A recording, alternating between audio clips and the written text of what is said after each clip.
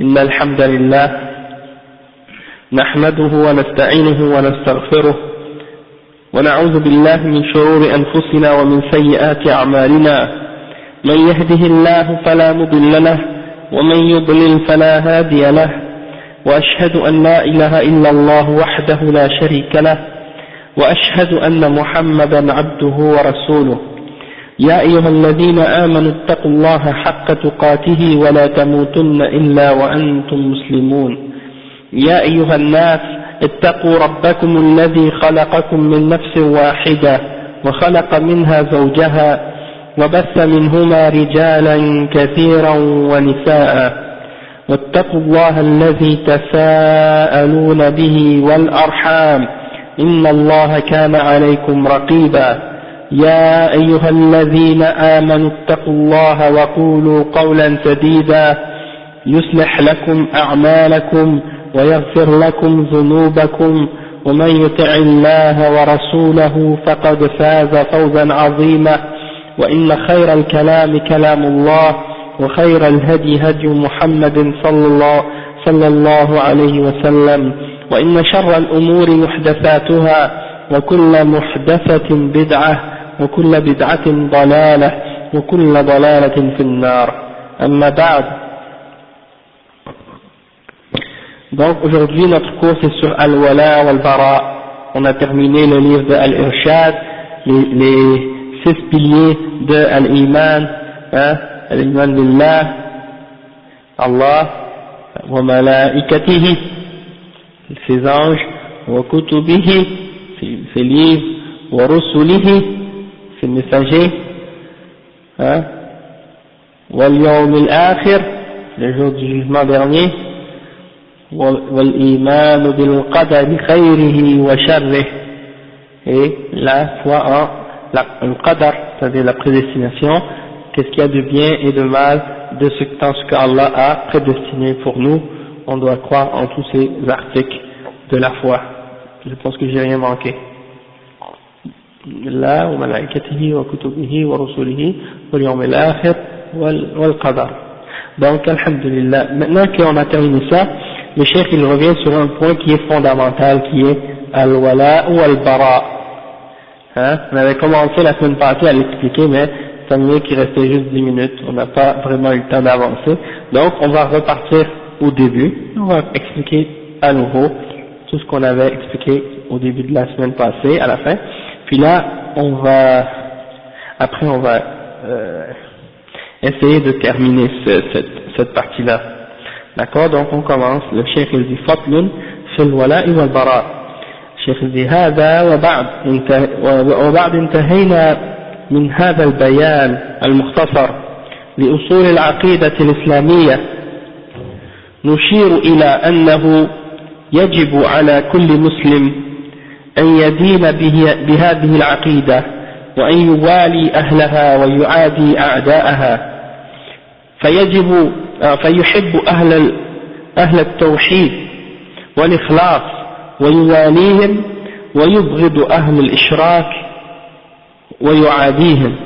Donc le cheikh il dit, maintenant qu'on a terminé d'expliquer ce résumé des fondements de la croyance islamique, on veut montrer maintenant quelque chose qui est obligatoire à chaque musulman, et c'est-à-dire, maintenant qu'on a compris cette aqida, il faut que cette aqida soit implémentée et mise en œuvre, il faut l'appliquer dans nos actions. Et une des façons de l'appliquer dans nos actions, c'est d'appliquer ce fondement-là qui est al-wala ou al-bara, c'est-à-dire comme le chef il dit, an yuwali ahlaha wa yu'adi a'da'aha, c'est-à-dire les alliés, les gens qui croient en cette aqida qu'on vient d'étudier, il faut s'allier à eux et les prendre comme alliés et les aimer et les supporter et les défendre, et il faut s'opposer à ceux qui sont ennemis de cette aqida, et les détester et se séparer d'eux et s'éloigner d'eux, etc. Donc le cheikh il dit فَيُحِبُّ أَهْلَ التَّوْحِيدِ وَالْإِخْلَاصِ وَيُوَالِيهِمْ. Donc tu dois aimer les gens qui appliquent le tawhid et qui croient au tawhid et qui croient à l'ikhlas, c'est-à-dire la sincérité de l'adoration, la pureté dans l'adoration, c'est-à-dire qu'elle doit être uniquement pour Allah subhanahu wa ta'ala. Et tu les prends pour alliés, ces gens-là, les croyants, les mu'minines. Et tu détestes les gens qui font le shirk et qui commettent le shirk et qui défendent le shirk et qui aiment le shirk, et tu te mets contre eux et tu les rejettes et tu t'éloignes d'eux, etc. Donc c'est ça al-wala wal-bara, d'aimer ceux que Allah aime et de détester ceux qu'Allah déteste. Non.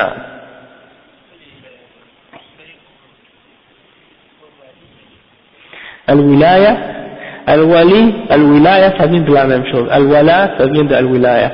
Un wali c'est un allié ou quelqu'un qui est proche d'Allah subhanahu wa ta'ala, qui est rapproché d'Allah subhanahu wa ta'ala, les alliés d'Allah, les amis d'Allah, les rapprochés d'Allah. Mais les walis des soufis, c'est pas du tout ça. En fait, c'est tous les diseurs de bonne aventure, les magiciens, les gens qui prétendent connaître l'avenir, qui prétendent connaître le rêve, qui inventent toutes sortes de bid'a, qui suivent le shaitan. Donc ces gens-là, c'est pas des awliya Allah, c'est pas des alliés d'Allah, mais c'est des awliya shaitan. D'accord?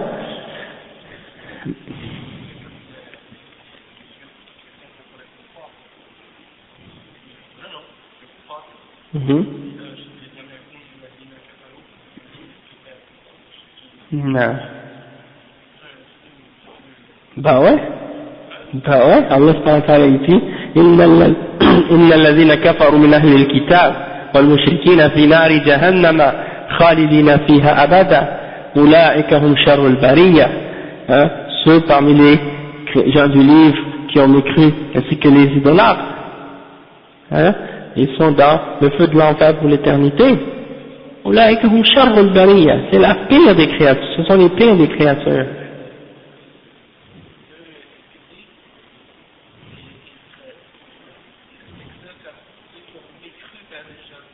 Ok. Ouais, ben ceux qui croient pas. Ouais, on a expliqué la semaine passée qu'il y a deux définitions du mot islam. La signification générale et la signification spécifique, plus particulière. La signification générale, eh ben c'est, ouais, tous les messagers qui sont venus auparavant. Mais cette façon de comprendre la définition de l'islam au sens général, elle était bonne à l'époque des autres messagers, mais depuis que le prophète Mohammed sallallahu alayhi wa sallam est arrivé et qu'il a transmis son message, maintenant il n'y a plus d'excuses pour aucune autre personne, qui soit chrétien ou juif, de continuer à suivre un autre que lui. C'est-à-dire on ne peut pas suivre un autre prophète que le prophète Mohammed sallallahu alayhi wa sallam après que le prophète sallallahu alayhi wa sallam soit venu. Et si quelqu'un prétend suivre un autre messager ou un autre prophète après que le prophète Mohammed sallallahu alayhi wa sallam soit venu et qu'il a entendu parler de lui, donc celui-là c'est un kafir par la suite. Non, exactement.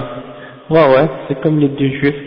Je vous avais raconté cette histoire une fois, parce qu'une fois j'étais à Concordia, à la Moussala de Concordia pour faire la prière, puis il y a deux juifs qui sont venus. Et puis il y a des frères, je sais pas si c'est des frères, des musulmans qui les ont invités. Mais eux c'est des soi-disant ultra-orthodoxes.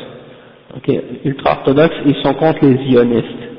C'est-à-dire ils sont contre l'occupation, ils sont contre l'occupation de la Palestine par les juifs.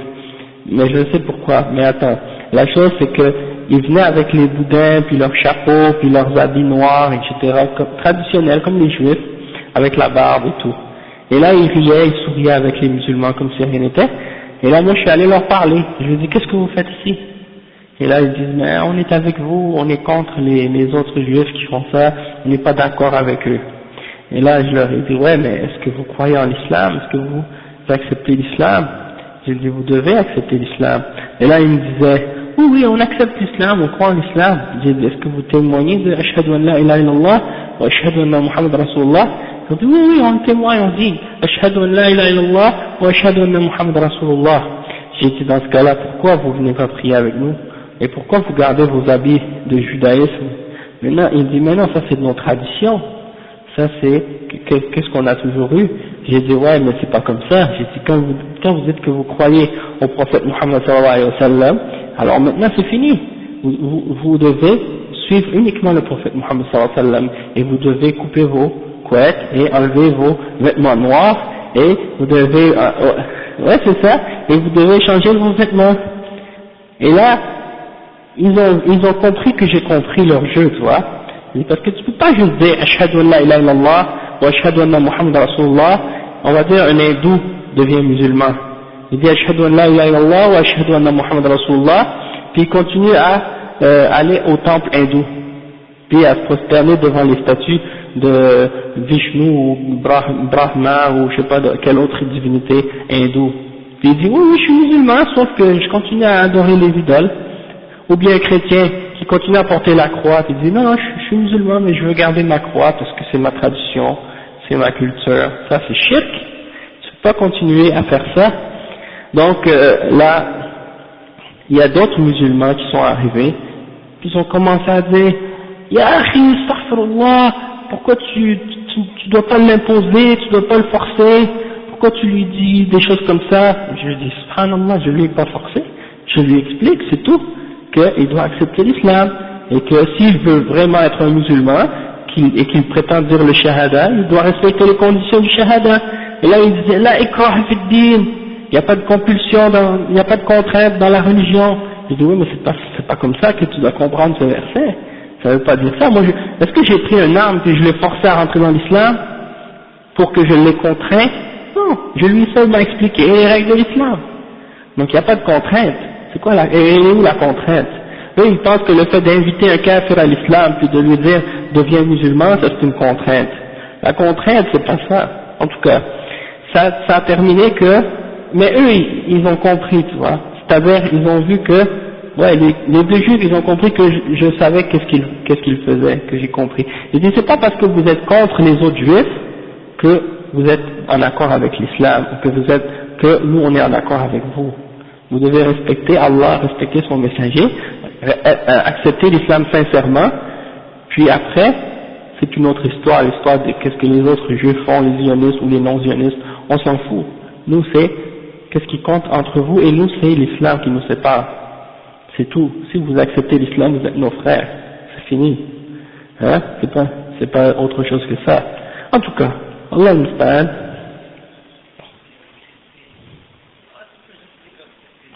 Ouais.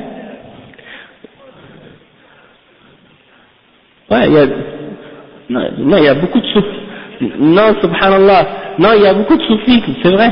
J'ai entendu des soufis qui disaient à des chrétiens, vous n'avez pas besoin de vous convertir, convertissez-vous pas à l'islam, restez dans le christianisme. Il y a des frères même sénégalais qui m'ont dit qu'ils disaient ça aux chrétiens là-bas. Même ils laissent les chrétiens venir avec eux, entrer dans la tariqa, mais ils restent chrétiens encore, certains d'entre eux. T'imagines? Puis en tout cas, on a des milliers d'exemples de ce genre, mais là on va continuer, si on veut finir, parce que le cours est assez volumineux aujourd'hui. D'accord? Allah musta'an. Donc le chef ici, وذلك ملة إبراهيم والذين معه الذين أمرنا بالاقتداء بهم حيث يقول سبحانه وتعالى قد كانت لكم في أسوة حسنة في إبراهيم والذين معه إذ قالوا لقومهم إنا براء منكم ومما تعبدون من دون الله كفرنا بكم وبدا بيننا وبينكم العداوة والبغضاء أبدا حتى تؤمنوا بالله وحده. Donc, ici, le chef il nous dit que ça, le fait de s'allier avec les mu'minines et de se désavouer des mouchriquines et des kuffars, ça c'est la voie d'Ibrahim, c'est la religion d'Ibrahim. Wa alaykum salam wa rahmatullahi wa barakatuh. Kifak. Alhamdulillah. Donc ça c'est Millatu Ibrahim, ça c'est la voie d'Ibrahim. Vous comprenez mes frères? Donc, je vois si vous êtes attentifs. Ouais, la voie d'Abraham. Maintenant, je ne sais pas si vous avez entendu parler, mais il y a ces gens-là maintenant qui appellent à ce qu'on appelle Wahdatul Adyan, l'unicité des religions. Ils veulent unir toutes les religions, faire une seule. C'est-à-dire, tout le monde reste avec ces croyances différentes, mais on dit, c'est pas grave, on est tous sur même si on est tous sur un chemin différent, mais on a tous le même but, c'est-à-dire Dieu, donc on doit tous s'accepter et tous respecter toutes les religions. Et ça, c'est la base de la mécréance. D'accord? Donc, eux, ils disent qu'il y a les 3 religions monothéistes. Et ils disent que ces 3 religions-là, soi-disant monothéistes, c'est-à-dire l'islam, le christianisme et le judaïsme, ils disent que ces 3 religions-là sont basées sur la religion d'Abraham. Maintenant, quand on retourne au message d'Abraham, on réalise que aucune de ces religions-là, excepté l'islam, ne suit réellement la voie d'Abraham. Parce que dans la voie d'Abraham, il n'y a pas de shirk. Dans la voie d'Abraham, il n'y a pas de s'allier avec les kuffars et les mushrikines et d'adorer autre que Allah subhanahu wa ta'ala, contrairement aux chrétiens et aux juifs. Hein? Également, il n'y a pas de question de nationalité pour dire que tu es croyant. Hein?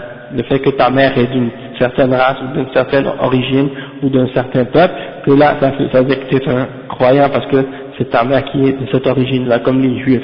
Ça fait partie de la voie d'Abraham, parce qu'Abraham, Allah subhanahu wa ta'ala, il dit à son sujet dans le Coran, ما كان إبراهيم يهوديا ولا نصرانيا ولكن كان حنيفا مسلما ولم يكن من المشركين وما كان من المشركين. ما كان إبراهيم يهوديا ولا نصرانيا ولكن كان حنيفا مسلما وما كان من المشركين. Donc il n'était pas un juif, il n'était pas un chrétien, il était avant la Bible, il était avant la Bible, avant le Premier Testament et avant le Nouveau Testament, avant le Nouveau et l'Ancien. C'est-à-dire, quand je dis avant et après, c'est-à-dire avant l'écriture de ces livres-là, avant la Torah et avant l'Injil. Donc il ne pouvait pas être ni juif, il ne pouvait pas être chrétien non plus, d'accord? Et les juifs sont arrivés de la descendance de Jacob, Banu Israël. Jacob a eu ses 12 fils, et c'est à partir de ces 12 fils-là qu'il y a eu les 12 tribus. Et Jacob, c'est le fils d'Abraham, hein, le fils d'Isaac. Jacob, c'est le fils d'Isaac, hein. Donc, il est descendant d'Abraham, c'est le grand-père, c'est le petit-fils d'Abraham. Et donc, ça veut dire que, en réalité, Abraham n'était pas juif. Les juifs sont apparus par la suite. D'accord? Donc, il n'était pas juif, il n'était pas chrétien. Mais il était Hanif al-Muslima. Quand il priait à personne d'autre excepté à Allah subhanahu wa ta'ala. Hein?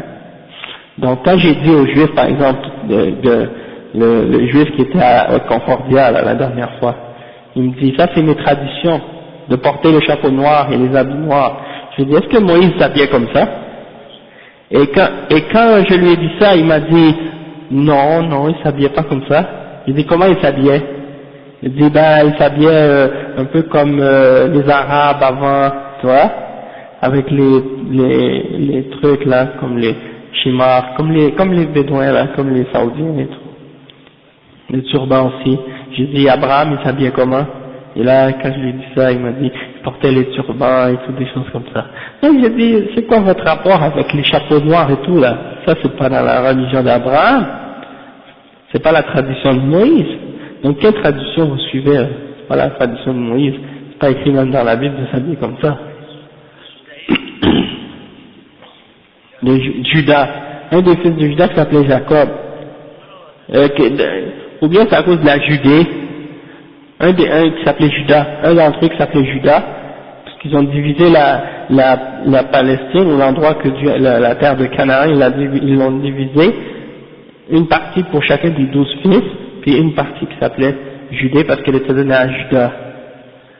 Donc c'est une des raisons. Puis c'est de là que ça vient, non, c'était pas l'aîné. Wallahu a'lam. Donc c'est ça. Et c'était juste pour expliquer que c'était pas eux, qu'est-ce qu'ils suivent, c'est pas la voie d'Abraham. Et c'est pas vrai que leur religion c'est la religion monothéiste qui suit la voie d'Abraham, parce qu'ils suivent pas la voie d'Abraham. Et non, ils ont dit ce que Zuhair ibn Allah, Uzair ibn Allah, oui. Donc là maintenant on va comprendre un petit peu plus de qu'est-ce que c'est Millatu Ibrahim. Allah subhanahu wa ta'ala, il a dit dans le Coran à propos d'Abraham, il dit il y avait certes un bon exemple à suivre dans Abraham et en ceux qui ont cru avec lui, ceux qui étaient avec lui. Lorsqu'ils ont dit à leur peuple, nous nous désavouons de vous et de ce que vous adorez en dehors d'Allah, et nous vous rejetons, nous ne croyons pas en vous, nous vous rejetons, et entre vous et nous, il y a une animosité et une haine qui est commencée et qui va durer jusqu'à ce que vous croyiez en Allah seul. Donc ils ont déclaré aux idolâtres, aux shrikin de leur peuple, c'est-à-dire Abraham, et ceux qui ont cru avec lui, ils ont déclaré qu'ils avaient de la haine et de l'animosité contre les gens qui adorent autre que Allah. Et que cette haine et cette animosité, elle n'est pas basée sur une chose matérielle ou pour les choses de la dunya, elle est uniquement basée sur la foi et sur la croyance en Allah subhanahu wa ta'ala. Donc si ces gens-là acceptent la foi en Allah, cette haine et cette animosité disparaît, elle s'en va, parce qu'elle est basée sur le fait que ces gens-là ont rejeté la foi. Et s'ils acceptent la foi, ils deviennent nos frères. Donc ça c'est clair. Donc ça c'est un verset dans lequel on voit clairement l'exemple d'Abraham. Et même, étant donné que le prophète Mohammed sallallahu alayhi wa sallam, il était sur cette même voie que la voie d'Abraham, comme les autres messagers d'Allah, eh bien il a confirmé cette explication-là, même dans l'islam. Donc Allah subhanahu wa ta'ala, le cheikh il dit, وهو من دين محمد عليه الصلاة والسلام قال تعالى يا أيها الذين آمنوا لا تتخذوا اليهود والنصارى أولياء بعضهم أولياء بعض ومن يتولهم منكم فإنه منهم إن الله لا يهدي القوم الظالمين. Donc ça fait partie de la religion de Muhammad sallallahu alayhi wa sallam également, de se désavouer des mushrikines et du shirk. Donc il mentionne le verset dans lequel Allah subhanahu wa ta'ala dit « Oh les croyants, ne prenez pas les juifs et les chrétiens comme des alliés, ce sont des alliés les uns des autres, et celui d'entre vous qui les prend pour alliés, alors il est un des leurs, فَإِنَّهُ مِنْهُمْ » Et Allah subhanahu wa ta'ala ne guide pas les peuples injustes.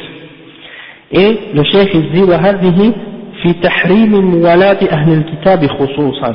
Donc ce verset-là, c'est une interdiction de prendre pour alliés les juifs et les chrétiens en particulier. Mais il y a d'autres versets qui sont généraux, c'est-à-dire qui interdisent de prendre pour alliés les kuffars en général, non seulement les juifs et les chrétiens. Attends, laisse-moi juste compléter. Le verset c'est Ya ayyuhalladhina amanu la tattakhidhu aduwwi wa aduwwakum awliya. Oh les croyants, ne prenez pas mon ennemi et votre ennemi comme alliés. Puis il y a des clarifications qui vont venir par la suite pour clarifier des petits détails à ce sujet-là. Donc on va laisser les questions pour plus tard pour qu'on puisse essayer d'avancer le plus loin possible. Cheikh dit bal laqad harrama Allahu 'ala al-mu'min walat al-kuffar. Allah subhanahu wa ta'ala a interdit aux croyants de s'allier aux kuffars. ولو كان أقرب الناس إليه نسبا. Même si ce sont les gens qui sont plus proches parmi les parents de cette personne. D'accord? Même si c'est ton père ou ton frère ou autre parmi tes parentés. يا أيها الذين آمنوا لا تتخذوا آباءكم وإخوانكم أولياء إن استحبوا الكفر على الإيمان ومن يتولهم منكم فأولئك هم الظالمون. Ô les croyants, ne prenez pas vos pères et vos frères comme alliés s'ils préfèrent la mécréance à la foi. ومن يتولهم منكم فأولئك هم الظالمون. Et ceux d'entre vous qui les prennent pour alliés, voilà les injustes. Ce sont ceux-là les injustes. Allah subhanahu wa ta'ala dit également, قال تعالى لا تجد قوما يؤمنون بالله واليوم الآخر يوادون من حاد الله ورسوله ولو كانوا آباءهم أو أبناءهم أو إخوانهم أو عشيرتهم. Donc Allah subhanahu wa ta'ala dit encore dans Surat al-Mujadala, tu ne trouveras pas un peuple qui croit en Allah et au jour dernier, qui prennent ou qui aiment et qui offrent leur amitié à ceux qui s'opposent à Allah et à son messager, fussent-ils leur père, leur fils ou leur frère ou leurs proches. C'est-à-dire même si c'est ton père, même si c'est ton frère, même si c'est ta famille proche, ta parenté, ta tribu, s'ils s'opposent à Allah et à son messager, tu ne dois pas les aimer, tu ne dois pas leur offrir ton amitié. Le cheikh il dit وقد جهل كثير من الناس هذا الأصل العظيم حتى لقد سمعت بعض المنتسبين إلى العلم والدعوة في إذاعة عربية يقول عن النصارى إنهم إخواننا ويا لهم من كلمة خطيرة.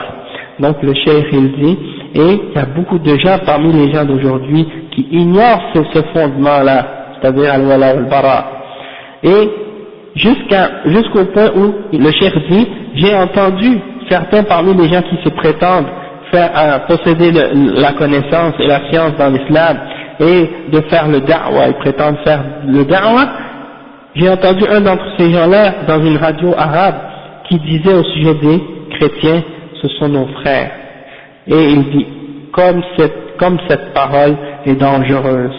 Et ça c'est une des personnes qui dit des choses semblables, c'est Youssef al-Qaradawi. Dans son livre Al-Halal wal-Haram, au début il a parlé de ça. Il a essayé de dire que on a le droit d'aimer les juifs et les chrétiens, puis que ce sont il dit dans d'autres citations, il a dit que ce sont nos frères, etc. Donc, ça c'est des exemples de paroles vraiment contraires au Coran et à la Sunna. Et Cheikh Al-Fawzan, rahimahullah, il a réfuté à cette idée-là, et beaucoup d'autres même parmi les ulama ont réfuté ça de sa part, parce que il n'a pas fait la distinction entre prendre pour allié et aimer les kuffars et le fait d'être bon avec eux et d'agir correctement avec eux. Donc il n'a pas fait la distinction entre ces deux choses-là, et il a fait que ces deux choses-là sont la même chose. Donc, comme on va expliquer plus tard, on a le droit d'être bon envers eux et de bien agir avec eux, mais on n'a pas le droit de les aimer. Ça c'est deux choses différentes. Donc,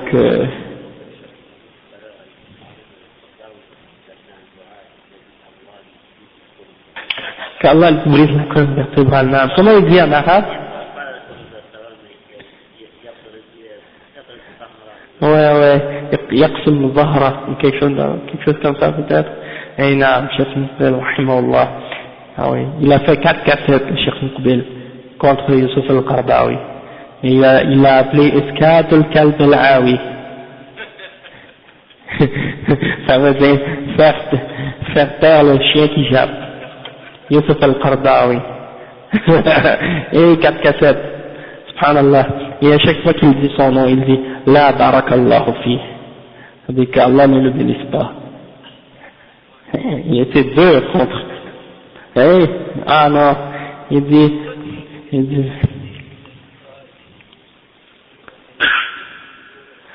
non, c'était pas lui. Non, c'était pas lui, mais Cheikh Muqbil, qu'est-ce qu'il a dit? Wallahu a'lam, il s'est basé sur un verset dans le Coran. Le verset qui dit وَاتْلُ عَلَيْهِمْ نَبَأُ الَّذِي آتَيْنَاهُ آيَاتِنَا فانسلخ منها فأتبعه الشيطان فكان من الغاوين ولو شئنا لرفعناه بها ولكنه أخلد إلى الأرض واتبع هواه فمثله كمثل الكلب إن تحمل عليه يلهث أو تتركه يلهث. Donc il s'est basé sur ce verset-là, le verset dans Sourate Al-A'raf, vers la fin. T'as la traduction avec toi? Non? Elle dit, et cite-leur l'exemple de celui à qui on a donné nos versets et qui s'en est retiré et qui a fait que le shaitan le suive et il a été parmi les gens déviés. Mais si on aurait voulu, on l'aurait élevé par ça, par nos signes, par la connaissance qu'il a acquis. ولكنه أخلد إلى الأرض واتبع هواه. Mais il a préféré rester bas sur la terre et il a suivi ses passions. Donc son exemple est l'exemple du chien. Donc c'est ça qu'Allah dit dans le Coran, dans Sourate Al-A'raf. Donc il s'est basé sur ça. Et puis il était fort, il était dur contre les gens de bid'ah. D'accord? Donc alhamdulillah, mais yani, avec hikmah aussi, avec sagesse et avec ilm. S'il y a un autre que Cheikh Muqbil l'avait dit, ça aurait pas passé de la même façon. Hein? Et même il y a des chouurs il y en a, j'ai entendu des commentaires, certains chouurs qui ont dit, il n'aurait pas dû dire ça, etc. Mais si ça venait de quelqu'un d'autre, il n'aurait pas, je pense pas n'importe qui, on l'aurait pas accepté de n'importe qui. Mais étant donné que c'est le Cheikh Muqbil, hein, que c'est un imam, un des imams dans le hadith, et que c'est un des grands ulama d'Ahl Sunnah qui est respecté partout, alors c'est pour ça que les gens l'ont accepté de sa part. Donc, alhamdulillah. Et après le Cheikh il dit, كما أن الله سبحانه حرم موالاة الكفار أعداء العقيدة الإسلامية فقد أوجب سبحانه موالاة المؤمنين ومحبتهم. Donc le chef il dit, étant donné que Allah subhanahu wa ta'ala nous a interdit de nous allier aux kuffars, les ennemis de la croyance islamique, il nous a rendu obligatoire de s'allier avec les croyants et de les aimer. D'accord? Après le chef il dit, إنما وليكم الله ورسوله والذين آمنوا الذين يقيمون الصلاة ويؤتون الزكاة وهم راكعون ومن يتولى الله ورسوله والذين آمنوا فإن حزب الله هم الغالبون. Ça veut dire, vos alliés ne sont que Allah subhanahu wa ta'ala et son messager. De même que ceux qui ont cru, ceux qui ont établi la salat et qui donnent la zakat et qui se prosternent ou qui s'inclinent. Et celui qui prend pour allier Allah et son messager et ceux qui ont cru, alors sachez que le parti d'Allah c'est celui qui aura le dessus. Hein, c'est ça la Hizbullah, c'est ça le groupe d'Allah ou le parti d'Allah subhanahu wa ta'ala, et c'est eux qui seront victorieux, c'est eux qui vont avoir le dessus. Donc il faut prendre Allah et son messager et les croyants comme des alliés. Et après, Cheikh dit, قال تعالى محمد رسول الله والذين معه أشداء على الكفار رحماء بينهم وقال تعالى إنما المؤمنون إخوة. Donc Allah subhanahu wa ta'ala il a dit, Muhammad est le messager d'Allah sallallahu alayhi wa sallam, et ceux qui sont avec lui sont durs envers les kuffars et sont miséricordieux entre eux. Et dans un autre verset, Allah subhanahu wa ta'ala il dit, les croyants ne sont que des frères. فالمؤمنون إخوة في الدين والعقيدة وإن تباعدت أنسابهم وأوطانهم وأزمانهم. Le cheikh dit, les croyants sont des frères dans la croyance et dans la religion, même si ils sont très loin, ils sont distancés dans leurs origines, ils n'ont pas la même origine, même s'ils ne sont pas du même pays, et même s'ils ne viennent pas de la même époque, ils sont des ikhwa, sont des frères dans la religion. Et les femmes les femmes croyantes sont des sœurs dans la religion. D'accord? Et le cheikh il mentionne le verset, il dit, قال تعالى والذين جاءوا من بعدهم يقولون ربنا اغفر لنا ولإخواننا الذين سبقونا بالإيمان ولا تجعل في قلوبنا غلا للذين آمنوا ربنا إنك رؤوف رحيم. Donc Allah subhanahu wa ta'ala il dit, et ceux qui ont cru par la suite, ceux qui sont venus par la suite, parmi les croyants qui sont venus après les Sahaba, ils ont dit, ô notre Seigneur, pardonne-nous et à nos frères qui nous ont précédés dans la foi, et ne mets pas dans notre cœur de la rancune pour ceux qui ont cru. Ô notre Seigneur, c'est toi le pardonneur et le miséricordieux. Après, Allah subhanahu wa ta'ala, après le cheikh il mentionne, il dit, فالمؤمنون من أول الخليقة إلى آخرها مهما تباعدت أوطانهم وامتدت أزمانهم إخوة متحابون يقتضي آخرهم بأولهم ويدعو بعضهم لبعض ويستغفر بعضهم لبعض. Donc le cheikh il dit que les croyants, peu importe, depuis la première parmi les créatures jusqu'à la dernière, même si elles sont séparées par différents pays ou dans des époques différentes, alors même si malgré ça ce sont tous des croyants et des frères qui s'aiment, et ils se basent tous les uns sur les autres, et ils invoquent tous Allah les uns pour les autres, et ils demandent tous pardon les uns pour les autres. Donc ça vient conclure l'introduction de ce sujet. Après, le chef, qu'est-ce qu'il va faire? Il va donner des exemples de fait de prendre pour allier les kuffars, et après il va donner des exemples de prendre pour allier les croyants. Qu'est-ce que c'est les manifestations de ça? Et puis, il y a une chose par contre qui est important de comprendre, c'est que ça c'est dans le cas des kuffars clairs, et dans le cas des mu'minin clairs, ou des kuffars purs et des mu'minin purs. Par contre, si parmi les musulmans, il y en a qui ont la foi mais qui ont des péchés, ou qui ont des bid'ah, ou qui ont de l'hypocrisie, alors la façon dont on s'allie avec ces musulmans-là, qui ont du bien et du mal mélangé, ça change. On s'allie avec eux selon la proportion de pratique et d'application de l'islam qu'ils nous montrent. D'accord? Comme si, par exemple, un bon croyant, un bon musulman, un bon pratiquant qui nous apparaît être sur le droit chemin, on va le traiter d'une façon respectueuse et on va l'aimer pour Allah, tandis qu'un autre musulman, par exemple, qui néglige dans ses obligations ou qui fait des péchés ouvertement, on va pas agir avec lui de la même façon, puis on va pas l'aimer au même degré qu'on aime celui qui est obéissant.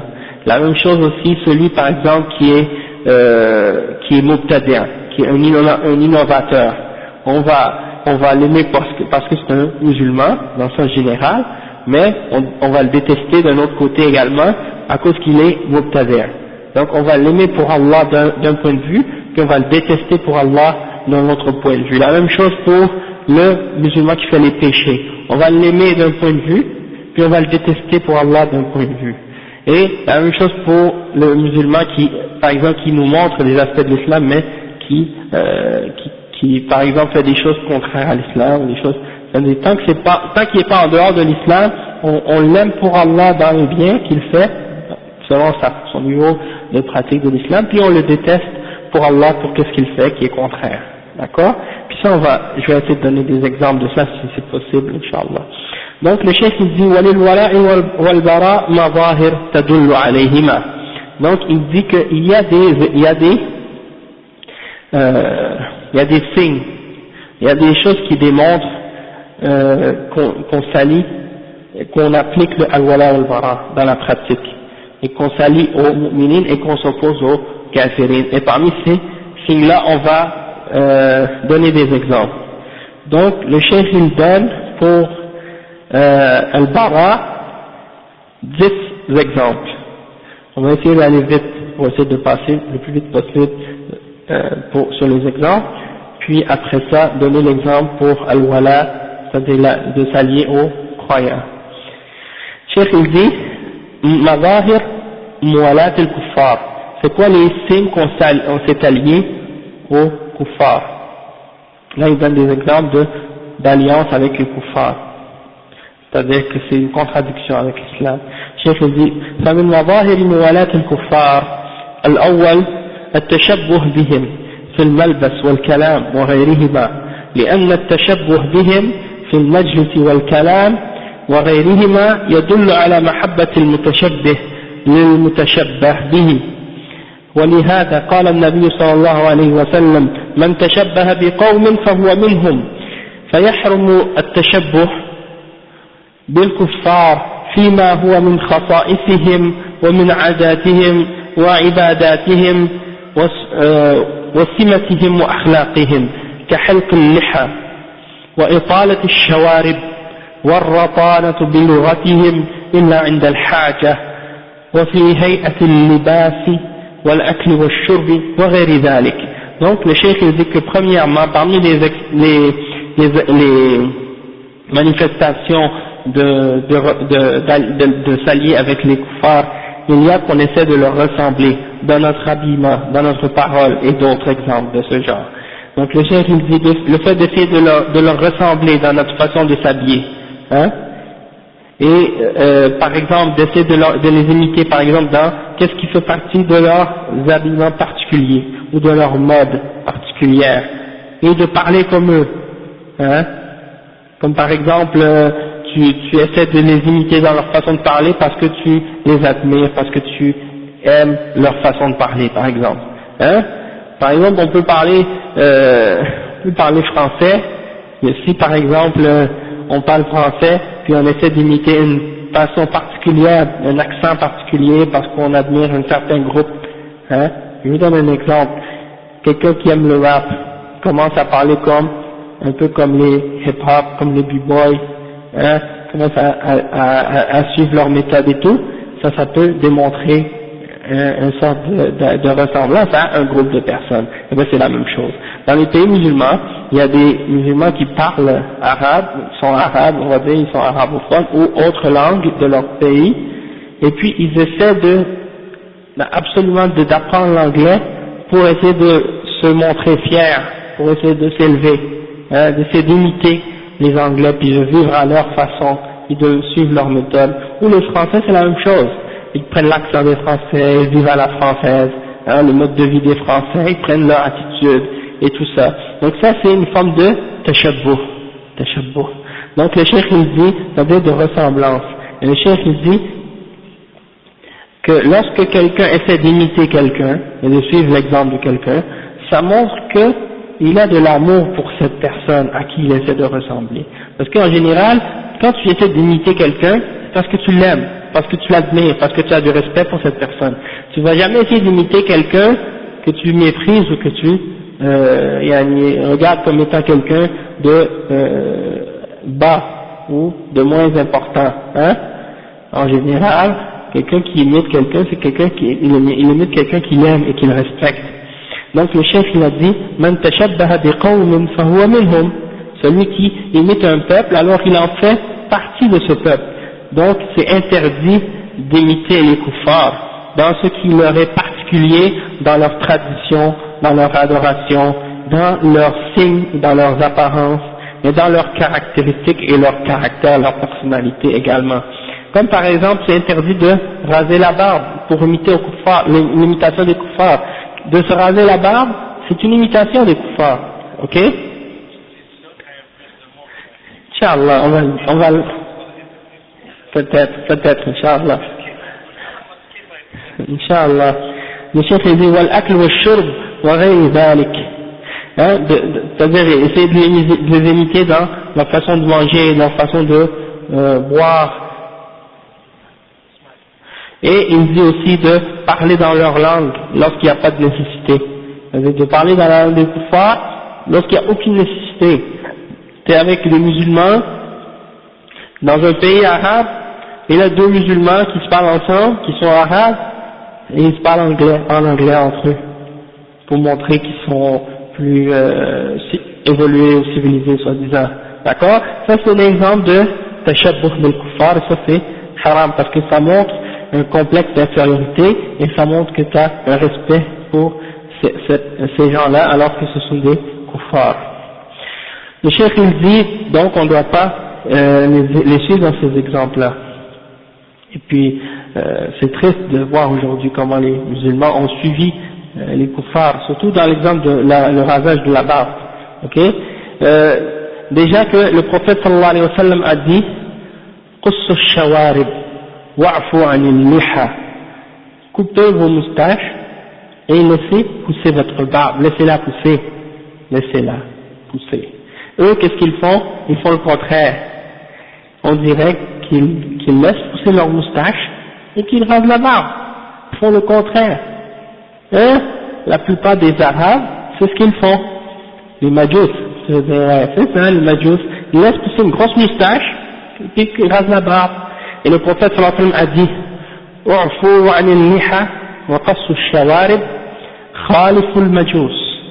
Distinguez-vous des Majous, faites le contraire de ces gens-là. Khalifu al-yahoud, khalifu al-nasara. Dans combien de hadiths le prophète sallallahu alayhi wa sallam dit khalifu, distinguez-vous, faites le contraire d'eux, ne les suivez pas leur exemple, imitez pas les juifs, imitez pas les chrétiens. Donc plusieurs hadiths, le prophète sallallahu alayhi wa sallam il insiste là-dessus. Hein? Et il y en a un ignorant ou un autre sot là qui va arriver et qui va dire ah mais aujourd'hui il y a des juifs qui laissent leur barbe donc on doit la couper. Non, s'ils suivent s'ils sont en accord avec quelque chose qui est en accord avec la sunna, hein, dans ce cas-là, on ne va pas les contredire dans la sunna. S'ils suivent l'exemple du prophète sallallahu alayhi wa sallam, c'est une chose qui est en accord avec l'islam, on va pas contredire le prophète sallallahu alayhi wa sallam parce qu'ils suivent le bon exemple. Non, au contraire. Il y a des ignorants qui pensent comme ça. Écoute, ouais, ils taillent pas la moustache. Et il y a un autre argument aussi, c'est que c'est une petite minorité parmi les juifs qui laissent leur barbe en réalité. La plupart des juifs, ils se rasent. Et aussi, les chrétiens, la même chose. Regardez les prêtres chrétiens. La plupart, ils rasent la barbe. Exactement. Un frère, il disait quoi?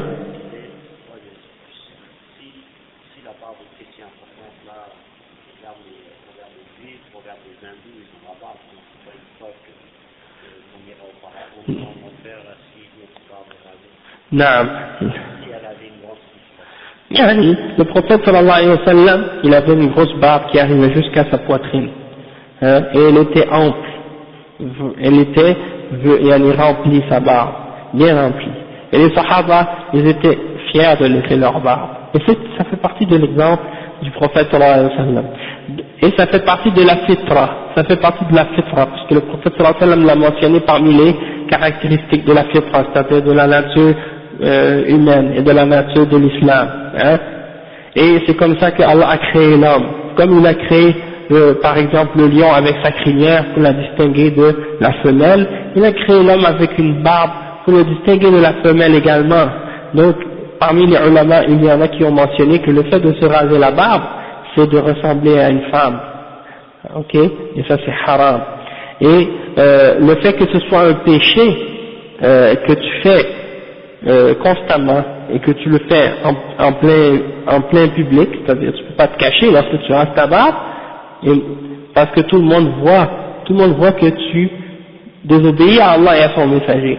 C'est comme le frère qui disait l'autre fois, tout à l'heure, quand on lui a dit pourquoi tu rases ta barbe, et puis le frère il me dit est-ce que je vais aller en enfer si je rase ma barbe?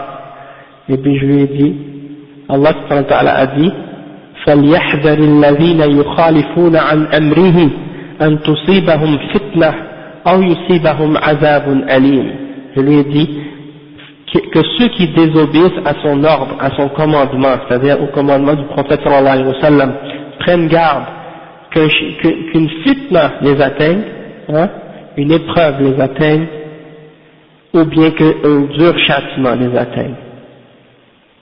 Donc un des deux, une fitna. Et les ulama ils ont dit une fitna, c'est un shirk, que tu mets tes passions ou une autre chose au même niveau que l'ordre et le commandement du prophète sallallahu alayhi wa sallam. Donc tu le mets égal avec l'ordre du prophète sallallahu alayhi wa sallam. Donc en réalité tu ne suis pas Allah et son messager, tu n'obéis pas à Allah et son messager, mais tu obéis à tes désirs et à tes passions.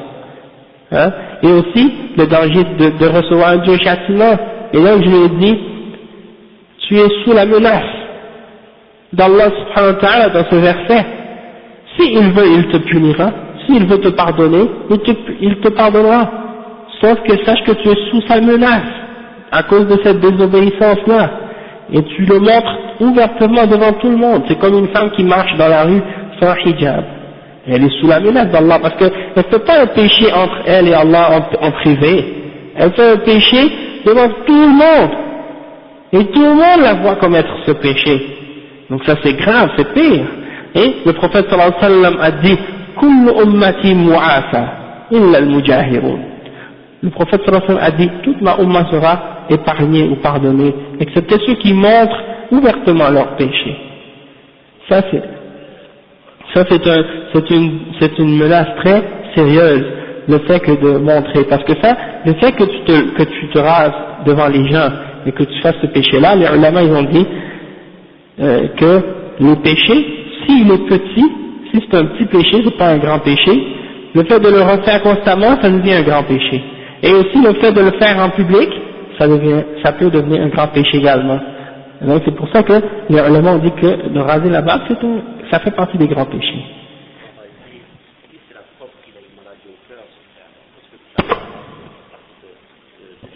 Mhm.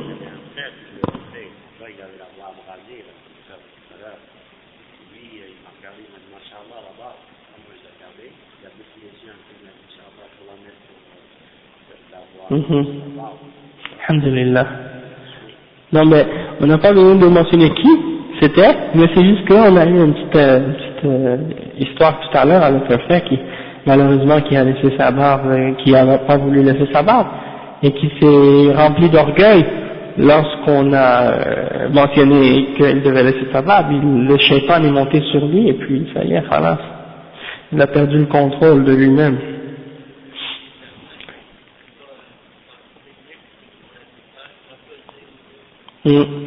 Ouais, exactement. Il faut pas parler de nos péchés publiquement, il faut pas faire les péchés publiquement. Le péché que tu fais publiquement, c'est pire et encore plus grave que le péché que tu fais en privé, parce que le péché que tu fais publiquement, eh ben ça influence d'autres personnes à le faire. Quand une femme enlève son hijab, puis marche dehors avec les talons, puis le maquillage, puis les vêtements légers, elle encourage d'autres femmes à le faire. Alors ça c'est une fitna, pour elle et pour les autres. Alors c'est grave.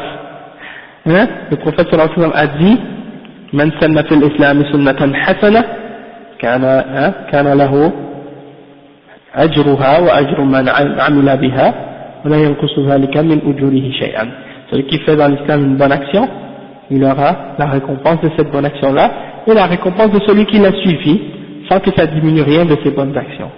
ومن سن في الإسلام سنة سيئة فكان عليه وزرها ووزر من عمل بها ولا ينقص ذلك من أوزارهم شيئا أو من وزرهم شيئا. Donc ça veut dire que celui qui fait un péché, eh ben, il aura son péché et le poids du péché et le poids de tous ceux qui l'ont suivi dans ce péché-là, sans que ça diminue rien de son propre péché à lui. Donc toi tu le fais, un autre te voit, il a la foi faible, il le fait, il te suit, et l'autre il te suit, et ça continue comme ça. Donc le premier musulman qui s'est rasé, il a les péchés de tous les autres qui le suivent, jusqu'à aujourd'hui. Et les ulama, si tu lis dans les livres de fiqh, les ulama, ils ont dit que la personne qui se rase la barbe, on n'accepte pas son témoignage en cours dans l'islam. L'imam Malik, il y en a plusieurs autres mazhab aussi. Et il y en a même qui ont dit que pour celui qui coupe la barbe de quelqu'un, qui l'endommage, il doit payer le prix de son sang complet. C'est grave, hein, chez le barbier, ouais. Hein, c'est ça. Il y en a chez des barbiers, le musulman barbier, le musulman qui coupe les cheveux, il n'a pas le droit de raser la barbe des gens. Même si le client rentre et il dit je veux raser ma barbe, il n'a pas le droit de lui raser. Il n'a pas le droit, c'est haram de raser la barbe. Même s'il dit que c'est son travail, s'il le fait, il a un péché pour le faire. Et ça, les ulama, ils ont fait des fatwas là-dessus. Hein? Et c'est triste, Afi, que même dans le Hajj, Allah Musta'an, quand il y a des frères qui font faire le Umrah et des choses de ce genre, quand ils se font raser la tête, en même temps, ils disent aux gars qui rasent les cheveux, rase ma barbe en même temps. Donc il se rase la barbe, les cheveux et la barbe, Allah Musta'an. Donc ça c'est un péché, hein. Non.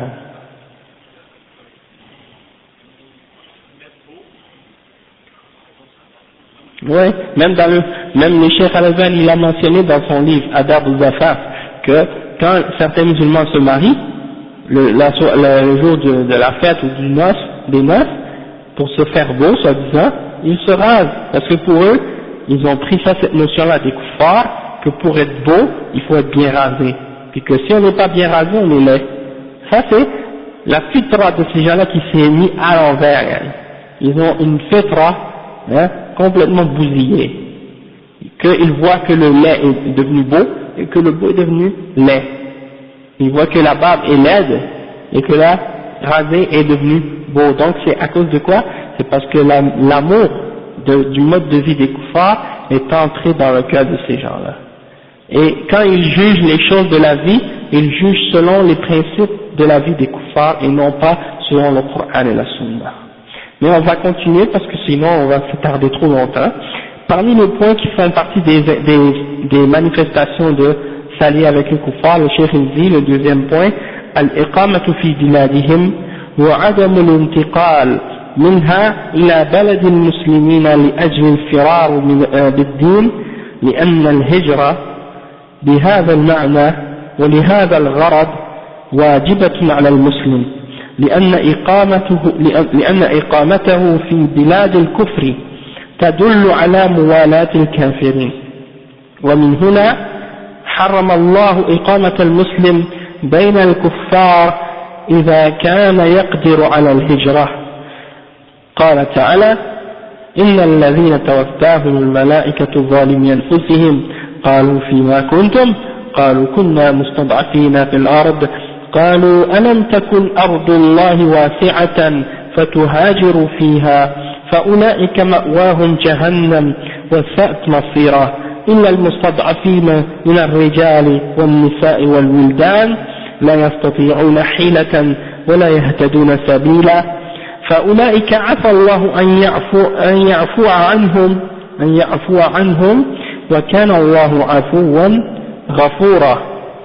Donc le cheikh il dit que parmi les manifestations de s'allier avec les kuffars, c'est le fait de vivre dans leur pays, de s'établir dans leur pays et de ne pas quitter leur pays vers les pays musulmans dans le but de s'enfuir avec notre religion, car le cheikh il dit que le hijra dans ce sens-là et pour ce but-là est obligatoire pour tout musulman, et le fait de s'établir dans le pays du kufr, ça démontre qu'il y a une forme d'alliance avec les kafirines, et c'est de ce point de vue-là que Allah subhanahu wa ta'ala a interdit aux musulmans de s'établir parmi les kuffars s'il est capable de faire le hijra, d'accord, c'est-à-dire d'émigrer. Le cheikh il mentionne un verset dans lequel, dans Surah An-Nisa, le verset 97-99, wa alaykum salam wa rahmatullahi wa barakatuh, le cheikh il mentionne le verset dans lequel Allah subhanahu wa ta'ala dit ceux que les anges prennent leurs armes alors qu'ils se sont fait de l'injustice à eux-mêmes, hein, et les anges demandent à ces âmes-là, où est-ce que vous en étiez, et dans votre religion, yani, où est-ce que vous en étiez, et ils disent, nous étions faibles sur la terre. Alors les anges diront, est-ce que la terre d'Allah n'était pas assez vaste pour que vous soyez capable d'émigrer, c'est-à-dire d'émigrer, de quitter l'endroit où vous étiez pour aller vers l'endroit où vous êtes capable d'adorer Allah subhanahu wa ta'ala. Donc, après le verset, ça dit فَأُولَٰئِكَ مَأْوَاهُمْ جَهَنَّمْ, et ceux-là, leur destination sera l'enfer, et quelle mauvaise destination. Sauf ceux qui ont été faibles, sauf ceux qui sont faibles parmi les hommes et les femmes et les enfants, et qui ne trouvent pas le chemin et qui n'ont pas les moyens de faire le hijra. Donc pour eux, c'est pas obligatoire tant qu'ils aient la capacité. Et Allah subhanahu wa ta'ala dit fa'ulaika, ceux-là, il se peut que Allah subhanahu wa ta'ala leur fasse indulgence, et Allah subhanahu wa ta'ala est indulgent et pardonneur. Après le cheikh il dit فلم يعذر الله في الإقامة في بلاد الكفار إلا المستضعفين الذين لا يستطيعون الهجرة، وكذلك من كان في إقامته مصلحة دينية كالدعوة إلى الله ونشر الإسلام في بلادهم. Donc le cheikh il dit que Allah n'a excusé personne dans la question de l'immigration des pays de kuffar, c'est-à-dire Allah n'a pas excusé personne de s'établir dans les pays des kuffars, excepté les gens qui sont faibles et qui ne sont pas capables de faire le hijra parce qu'ils n'ont pas les moyens peut-être, ou qui sont par exemple dans les pays des kuffars pour un bienfait, pour une question qui est bénéfique pour les musulmans, quelque chose qui est bénéfique pour les musulmans, comme par exemple qui viennent faire du commerce et qui retournent, ou qui viennent étudier quelque chose que les musulmans, une science dont les musulmans ont besoin, puis qui retournent dans leur pays, ou bien par exemple aussi dans le fait qu'on vient pour faire le da'wah et pour appeler les kuffars à l'islam. Ça c'est quelque chose qui est recommandé, d'accord, ça c'est quelque chose qui est dans ces cas-là c'est permis. Donc on va continuer, et en fait peut-être pour mentionner un point en passant, c'est que les ulama ils ont expliqué que le musulman il doit faire le hijra, il doit quitter le pays des kuffars pour aller vivre chez les musulmans, s'il est capable. Puis, et il y a des cas où c'est permis de venir pour certaines raisons, comme j'ai mentionné, soit pour prendre un savoir, ou soit pour faire le da'wah à l'islam, des choses de ce genre. Par contre, ou pour une maladie, pour venir se faire traiter. Mais si on va dire que tu n'es pas capable d'appliquer ta religion, de montrer que tu es musulman et d'appliquer ouvertement ta religion en toute liberté, dans ce cas-là, ça devient obligatoire de quitter. Ouais, c'est ça. En France aujourd'hui, ça devient de plus en plus dur pour un musulman d'appliquer ouvertement sa religion. Hein. Il y a des contraintes incroyables contre l'islam et les musulmans maintenant. Donc, si ça continue comme ça, ça va devenir obligatoire pour les musulmans, si ce ne l'est pas déjà, de quitter ce pays-là pour aller ailleurs dans un pays musulman.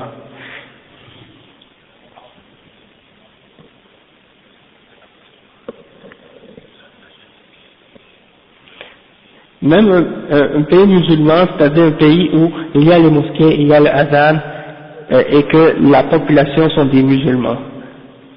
Même s'ils n'appliquent pas toute la charia, tous les aspects de la charia. Parce que le pays musulman, c'est un pays où il y a les mosquées, il y a l'azan, et il y a les musulmans, et les cimetières, les gens sont enterrés selon l'islam, et le mariage, et tout le système de la vie sociale, en général, est basé sur l'islam depuis des siècles. D'accord, ça c'est des pays musulmans. Mais est-ce qu'ils appliquent les règles de la charia? Plus ils en appliquent, mieux c'est. Mais est-ce qu'ils appliquent des règles qui sont contraires à l'islam? Si c'est le cas, eh ben, il faut dans ce cas-là voir à ce que ces lois-là soient changées s'ils sont contraires à l'islam graduellement, avec le ilm, avec le da'wah, avec le temps, avec la sagesse. Hein? Mais c'est toujours mieux d'être dans un pays comme ça, un pays musulman, même si toutes les choses sont pas parfaites, mais c'est quand même mieux que dans un pays qui n'est pas un pays musulman. C'est-à-dire, il faut aller dans un pays musulman où on peut adorer Allah et suivre l'islam et la sunna, et qu'on sera laissé en liberté. C'est-à-dire, on ne va pas nous mettre des contraintes, des difficultés dans notre application de la religion. Si par exemple tu es dans une ville, dans un pays musulman, et dans une ville, tu sais qu'il y a plein de péchés. Tandis que dans l'autre ville, à quelques kilomètres plus loin, les musulmans sont plus pratiquants. Il y a moins de péchés. Donc c'est bien dans ce cas-là de faire le hijra de cette ville pour aller à une autre ville. Parce que le hijra c'est quoi? C'est de quitter un endroit où il y a des péchés pour aller vers un endroit où il n'y a pas de péché. Ou un endroit où il y a des bid'ah, et vers un endroit où il n'y a pas de bid'ah, et des choses de ce genre. D'accord? Donc c'est ça la signification du hijra. Après le cheikh il dit ومن مظاهر موالاة الكفار السفر إلى بلادهم لغرض النزهة ومتعة النفس، والسفر إلى بلاد الكفار محرم إلا عند الضرورة كالعلاج والتجارة والتعلم للتخصصات النافعة التي لا يمكن الحصول عليها إلا بالسفر إليهم، فيجوز بقدر الحاجة، وإذا انتهت الحاجة وجب الرجوع إلى بلاد المسلمين. ويشترط كذلك لجواز هذا السفر أن يكون مظهرا لدينه معتزا بإسلامه متعبدا عن مواطن الشر حذرا من دسائس الأعداء ومكائدهم. وكذلك يجوز السفر أو يجب إلى بلادهم إذا كان لأجل الدعوة إلى الله ونشر الإسلام. Donc le cheikh il dit, wa alaykum salam wa rahmatullahi wa barakatuh, ça va akhi, ça fait longtemps, alhamdulillah. Donc le cheikh il dit que parmi les aspects parmi les manifestations de l'alliance avec les kuffars, il y a le fait de voyager vers leur pays pour le but de, par exemple, comme certains musulmans maintenant dans les pays musulmans, ils vont faire du tourisme dans les pays kuffar, ou ils vont visiter les pays kufr juste pour faire un voyage de plaisir ou des choses de ce genre. Donc le chef il dit que ça ça fait partie des manifestations du fait de s'allier avec les kuffars. Et le chef il dit le fait de voyager vers les pays des kuffars c'est haram excepté pour une nécessité, comme par exemple pour se faire traiter, pour un traitement comme si quand on est malade, ou bien pour faire du commerce. Donc tu t'en vas dans ces pays-là comme j'ai dit tout à l'heure pour faire un commerce ou pour acheter des choses ou pour vendre des choses puis tu retournes dans ton pays, ou bien pour étudier des spécialités, des spécialisations qui sont bénéfiques pour les musulmans que tu ne peux pas acquérir dans ton pays, alors tu t'en vas chez les kuffars pour l'étudier et tu reviens lorsque tu as terminé. Donc c'est permis selon la nécessité. Et lorsque tu as terminé cette nécessité, lorsque tu es allé étudier là-bas, lorsque tu es venu étudier chez le kuffar et que tu as terminé d'étudier, tu as rempli ton besoin, eh bien tu dois retourner dans ton pays, dans le pays des musulmans. Et il y a une condition dans ce voyage pour qu'il soit permis, même en cas de nécessité, c'est que tu aies la capacité d'afficher ou d'exprimer ouvertement ta religion et d'être fier de ton islam et d'adorer Allah subhanahu wa ta'ala et de t'éloigner des endroits mauvais et de prendre garde également contre les ruses et les pièges des kuffars et des ennemis de l'islam. Et il dit que c'est permis également de voyager, et même il dit que c'est même obligatoire dans ce cas-là de voyager dans le but de faire le da'wah pour propager l'islam. D'accord? Donc ça c'est une chose importante à comprendre. Et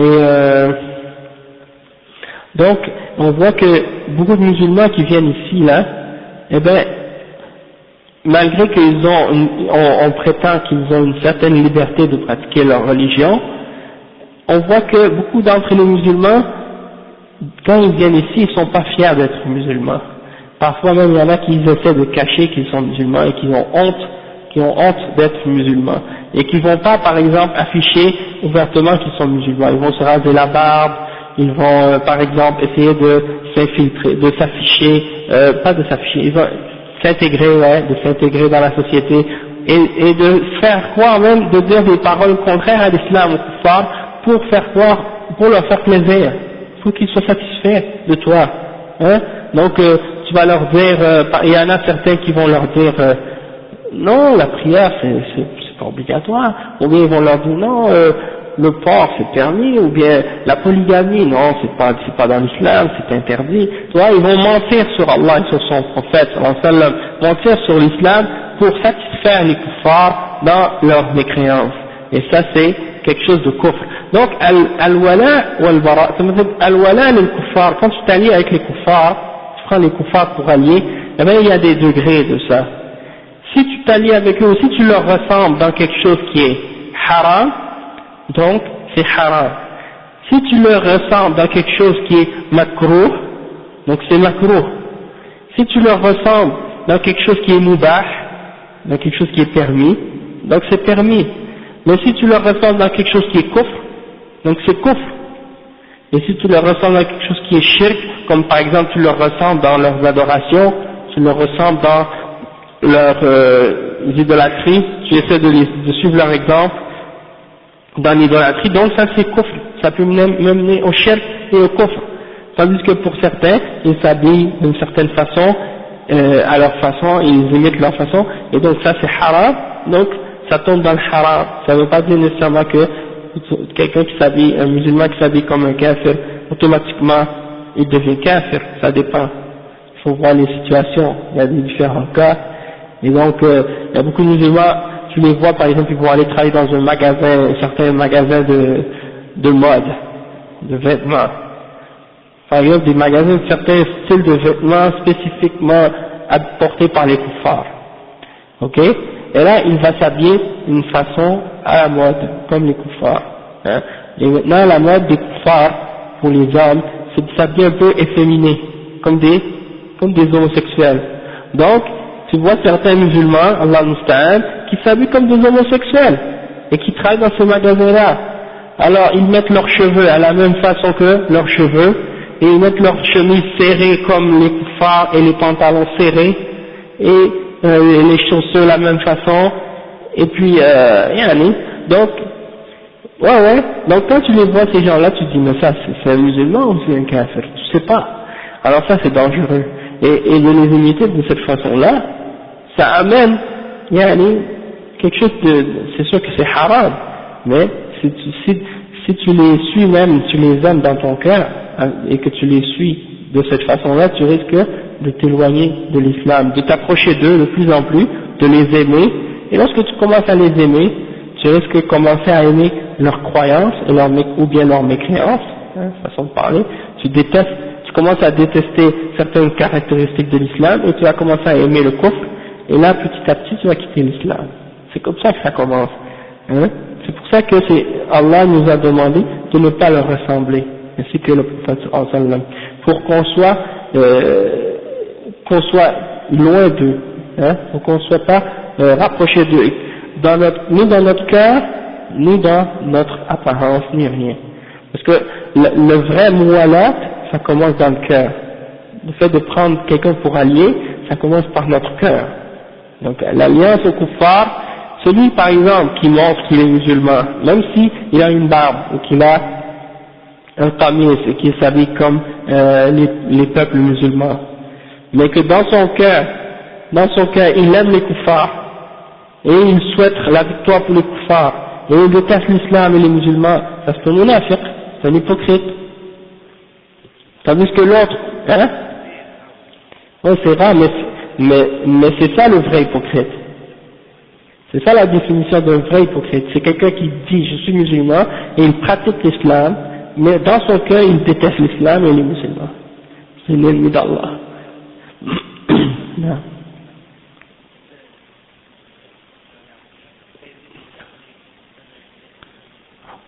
Ouais, il y a le fait de les supporter, de les aider, tu fabriques des armes pour eux, c'est une fitna, que tu les encourages.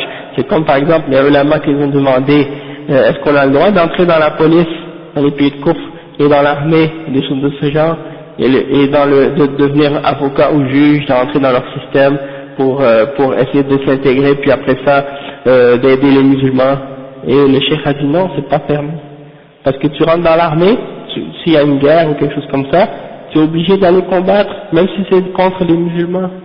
Et après, tu vas être obligé de faire des serments d'allégeance dans l'armée, que s'il y a quelque chose, tu dois obéir dans les ordres, et que peu importe qu'est-ce que ça implique. Eux, ils regardent pas l'islam. Parce qu'ils regardent, c'est basé sur la citoyenneté, et c'est sur la nationalité. Donc tu es un citoyen, eh ben, tous les citoyens sont égaux. Que tu sois musulman ou juif ou chrétien ou athée, tous les citoyens soi-disant sont tous égaux et ils sont tous dans la même reliés par cette citoyenneté-là, alors que pour nous dans l'islam, c'est l'islam qui nous réunit, c'est pas la citoyenneté. Alors il y a ça, puis le fait que tu dois par exemple entrer dans la police, tu dois obéir à des ordres qui parfois vont t'amener à faire des choses haram ou des choses qui sont contraires à l'islam. Et aussi le fait de rentrer dans le Parlement et pas dans le Parlement, dans le Parlement aussi, mais dans le palais de justice et des choses de la justice des kuffars, ben, tu dois juger par une loi qui est contraire à la loi d'Allah. Et ça c'est quelque chose ça peut amener au kufr. Parce qu'Allah dit dans le Coran que celui qui juge pas parce qu'Allah a fait descendre, ceux-là sont des kafiroun. Donc, s'il croit que ces lois-là sont meilleures que la loi d'Allah, ou s'il croit qu'elles sont égales, ou s'il croit que c'est permis de juger selon ces lois-là, il devient kafir. Par contre, si celui qui, par exemple, suit ses passions, puis il applique une loi contraire à la loi d'Allah, celui-là, il est pas kafir, c'est-à-dire, son kufr ne le fait pas sortir de l'islam, il confondit la kufr, comme Ibn Abbas a expliqué. D'accord? Donc,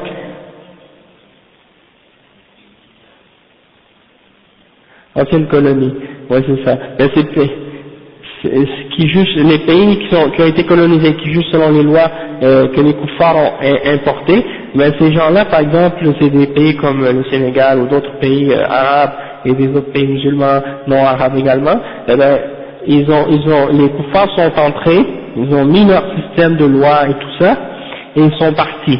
Et quand les musulmans sont venus, ils ont trouvé ces lois-là, ils ont continué à les appliquer. Ben, yani, ça dépend de la personne.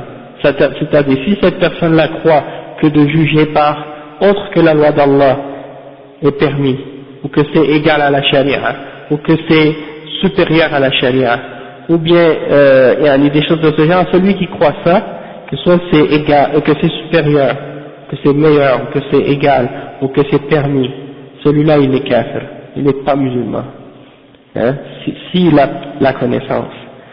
C'est-à-dire, s'il est ignorant, il n'est pas kafir, il faut qu'il le sache, il faut qu'il ait la connaissance, il faut qu'il n'ait pas fait l'erreur, il ne faut pas que ce soit une erreur de sa part, il faut qu'il que ce soit une chose qu'il a fait consciemment, et qu'il était conscient, qu'il savait avec connaissance qu'il a fait cette erreur-là. Et puis il ne faut pas que ce soit pour une passion ou quelque chose comme ça. Est-ce qu'ils ont le droit de juger par ces lois qui sont contraires à l'islam? Non, ils n'ont pas le droit. C'est haram. C'est sûr que c'est pas permis. Mais pour changer ça, ces choses-là, ben, ça ces dirigeants-là, eh ben ils doivent croire, ils doivent craindre Allah subhanahu wa ta'ala, ils doivent appliquer la charia. Et le problème, c'est que la plupart d'entre ces dirigeants-là, ils sont des ignorants. Ils connaissent même pas l'islam comme il faut.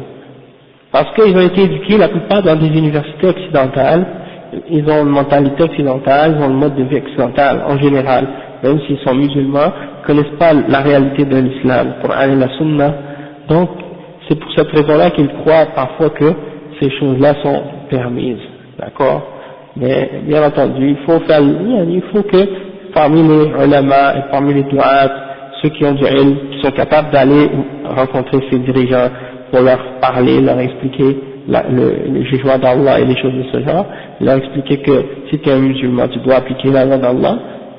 Eh ben, s'ils sont capables de faire ça, alhamdulillah, comme le prophète sallallahu alayhi wa sallam a envoyé des lettres à des rois à son époque, des rois qui n'étaient pas des musulmans, Al-Najashi par exemple, le roi de l'Éthiopie et d'autres, il était musulman, le roi d'Éthiopie, Al-Najashi, malgré qu'il n'était pas capable d'appliquer la loi d'Allah dans son pays. Il n'avait pas la capacité de le faire. Il n'était pas capable de dire ouvertement qu'il était musulman, parce que son peuple avait le dessus. Ils n'auraient pas accepté ça du roi. Donc, qu'il savait, il a caché son islam. Il n'a pas appliqué la loi d'Allah.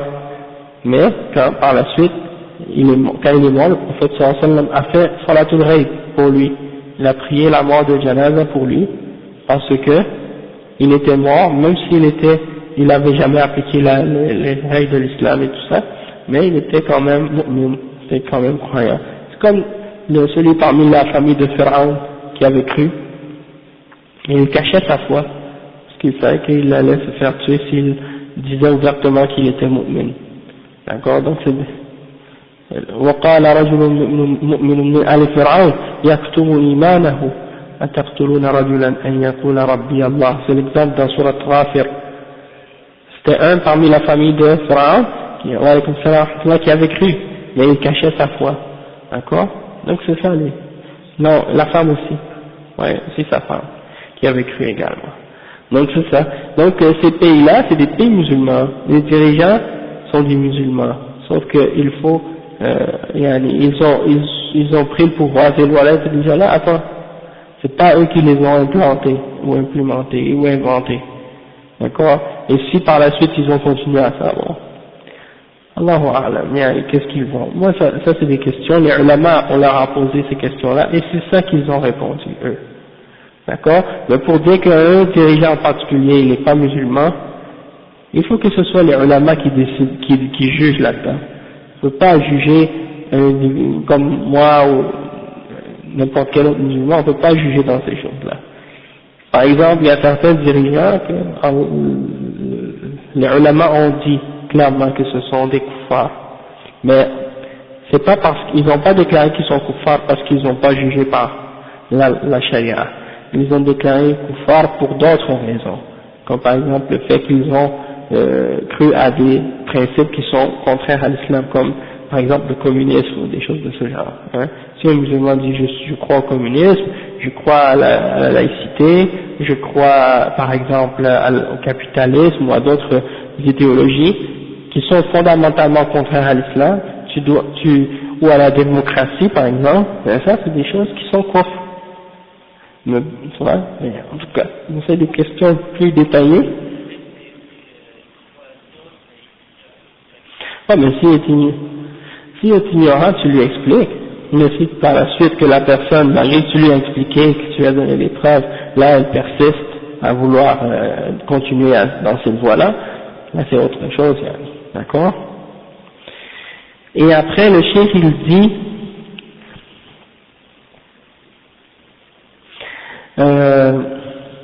donc c'est permis d'aller dans les pays des kuffars pour répandre l'islam et pour prêcher l'islam. Ça c'est important parce que nous on est ici maintenant, et donc étant donné qu'on est ici, on est capable d'en profiter, d'appeler les kuffars à l'islam et même d'appeler certains musulmans ici qui sont pas pratiquants, qui sont éloignés de la pratique de l'islam, de les ramener au droit chemin si on est capable. Après, quatrième exemple, le cheikh dit ومن مظاهر موالاة الكفار إعانتهم ومناصرتهم على المسلمين ومدحهم والذب عنهم وهذا من نواقض الإسلام وأسباب الردة نعوذ بالله من ذلك. Donc le cheikh dit parmi les manifestations de le fait de s'allier avec les kuffars, il y a le fait de les aider et de les supporter et de les aider contre les musulmans et de les glorifier et de les encourager. Et le cheikh il dit que ça fait partie des choses qui annulent l'islam et que ça fait partie des choses qui fait que quelqu'un devient un apostat. Et le cheikh il dit na'udhu billah min dhalik, c'est-à-dire on demande à Allah qui nous protège d'une chose pareille. Donc le fait d'aider les kuffars contre les musulmans et de les glorifier, etc., ça c'est quelque chose qui fait quitter quelqu'un de l'islam. Hein. Et là il y en a parmi les gens de Takfir par exemple qui disent ah mais comment ça se fait que les États-Unis, les Saoudiens ils ont pris l'aide des Américains contre l'Irak, et ça c'est des musulmans. Et donc les ulama ils ont dit non, c'est expliquer que si tu prends l'aide des kuffars contre les kuffars, c'est pas interdit. Dans ce cas-là, et le prophète a utilisé l'aide de certains kuffars contre la guerre contre d'autres kuffars. Et donc, le parti Ba'ath, par exemple, qui dirigeait en Irak, c'est un pays c'est un gouvernement de kufr. C'est un système qui est basé sur la mécréance en Allah. C'est un communiste socialiste qu'on appelle, et ce parti-là est fondé par un chrétien qui s'appelait Michel Aflaq, et Saddam Hussein était un, Michel Aflaq, il était, je pense, je suis pas certain, mais il a étudié à la Sorbonne, et c'était lui le fondateur de ce parti-là, Hizb al-Ba'ath. Et c'est un parti socialiste kafir, qui croit pas en Allah ni au prophète, qui rejette l'islam. Et donc, lui-même, dans ses écrits, Saddam Hussein, il a défendu ce parti-là, il était le dirigeant de ce parti. Et le parti qui dirige en Syrie, c'est le même parti que celui qui dirige en Irak. Et ce parti-là a été mis au pouvoir en Irak et en Syrie par des coups d'État. Et ça a été aidé par Jamal Abdel Nasser, l'Égyptien. C'est lui qui les a aidés à prendre le pouvoir dans ces pays-là, à cette époque-là. Donc on ne veut pas trop entrer là-dedans, dans la politique, mais c'est juste pour faire comprendre que, donc dans ce cas-là, si un kafir aide les musulmans contre un autre pays kafir, donc dans ce cas-là, c'est pas kufr. Et le cheikh après, il dit وَمِنْ مَظَاهِرِ مُوَالَاةِ الْكُفَّارِ الاستعانة بهم والثقة بهم وتوليتهم المناصب التي فيها أسرار المسلمين واتخاذهم بطانة مستشيرين. Alaykoum salam wa rahmatullahi wa barakatuh. Donc le cheikh il dit parmi les aspects de s'allier avec les kuffars, il y a le fait de prendre leur aide, demander leur aide et d'avoir confiance en eux et de leur donner des positions importantes, des statuts importants parmi les musulmans qui les mettent en contact avec les questions secrètes qui ont rapport avec les musulmans, les choses secrètes des affaires des musulmans, et de les prendre comme des conseillers et des alliés proches. Yani. Ça fait que quelqu'un est kafir. Et le cheikh dit en bas, la note, ça dit fi ghayri halati darura, excepté par exemple de prendre l'aide des kuffars, excepté si c'est dans un cas de nécessité. Si c'est dans un cas de nécessité, dans ce cas-là ça devient permis, mais c'est uniquement par une nécessité. Comme c'est permis de manger du porc pour quelqu'un qui est en besoin qui va mourir s'il ne mange pas quelque chose et il trouve du porc devant lui ou un animal mort, eh ben c'est permis dans ce cas-là pour lui d'en manger juste pour rester en vie. Donc de la même situation, c'est pour toutes les choses qui sont une nécessité dans ce cas-là. D'accord? Et le cheikh il mentionne le verset qui dit قال الله تعالى يا أيها الذين آمنوا لا تتخذوا بطانة من دونكم لا يألونكم خبالة ودوا ما عنتم قد بدت البغضاء من أفواههم وما تخفي صدورهم أكبر قد بينا لكم الآيات إن كنتم تعقلون ها أنتم أولئك تحبونهم ولا يحبونكم وتؤمنون بالكتاب كله وإذا لقوكم قالوا آمنا وإذا خلوا عضوا عليكم الأنامل من الغيظ عضوا عليكم الأنامل من الغيظ قل موتوا بغيظكم إن الله عليم بذات الصدور إن تمسسكم حسنة تسؤهم وإن تصبكم سيئة يفرحوا بها وإن تصبروا وتتقوا لا يضركم كيدهم شيئا. Donc le cheikh ici il explique, wa alaykum salam, le cheikh il dit, oh vous les croyants, ne prenez pas des confidents d'en dehors de vous-même, hein? Ne prenez pas des conseils pour conseiller et pour confidents des kuffars. Ils ne failleront de vous bouleverser et ils souhaitent pour vous de la difficulté. Et eux, les kuffars, ils souhaitent pour vous les musulmans de la difficulté. قد بدت البغضاء من أفواههم. C'est-à-dire la haine est apparue dans leur bouche. Par leurs paroles, vous savez que c'est apparu déjà qu'ils vous détestent, qu'ils détestent l'islam, qu'ils détestent les musulmans. L'exemple des caricatures qu'ils ont fait il n'y a pas longtemps, c'est une expression de leur haine pour l'islam et pour les musulmans, et ça c'est juste un petit exemple de la haine réelle qu'ils ont au fond du cœur contre l'islam et contre les musulmans. Donc Allah subhanahu wa ta'ala il dit وَمَا تُخْفِي صُدُورُهُمْ أَكْبَرُ, et ce qu'ils cachent dans leur cœur de haine est plus grand encore que ce qu'ils vous montrent. Donc ça veut dire vous ne pouvez même pas imaginer la grandeur de la haine qu'ils ont contre l'islam. Et après Allah il dit قَدْ بَيَّنَّا لَكُمُ الْآيَاتِ إِن كُنتُمْ تَعْقِلُونَ. Nous avons clarifié pour vous les versets si vous utilisez votre tête, si vous réfléchissez, hein? Si vous avez de la raison, vous êtes capable de comprendre ces versets-là, ils sont clairs. Malheureusement, beaucoup parmi les musulmans, Allah nous ta'ala, qu'Allah nous guide et les guide tous, on dirait qu'ils n'ont pas compris la réalité de ces versets-là. Ils pensent que le Coran c'est un livre qui parle juste d'une époque, c'est-à-dire l'époque du prophète Mohammed sallallahu alayhi wa sallam, et que ce verset-là parle uniquement des kuffars qui vivaient au temps du prophète Mohammed sallallahu alayhi wa sallam. Et ils n'ont pas compris que Allah subhanahu wa ta'ala dans ce livre-là, il parle du passé, du présent et de l'avenir, et qu'il te donne une réalité qui fait partie, c'est-à-dire quand il parle des kuffars, il parle de la réalité de leur nature, la nature qui est dans leur cœur, étant donné qu'ils sont des kuffars.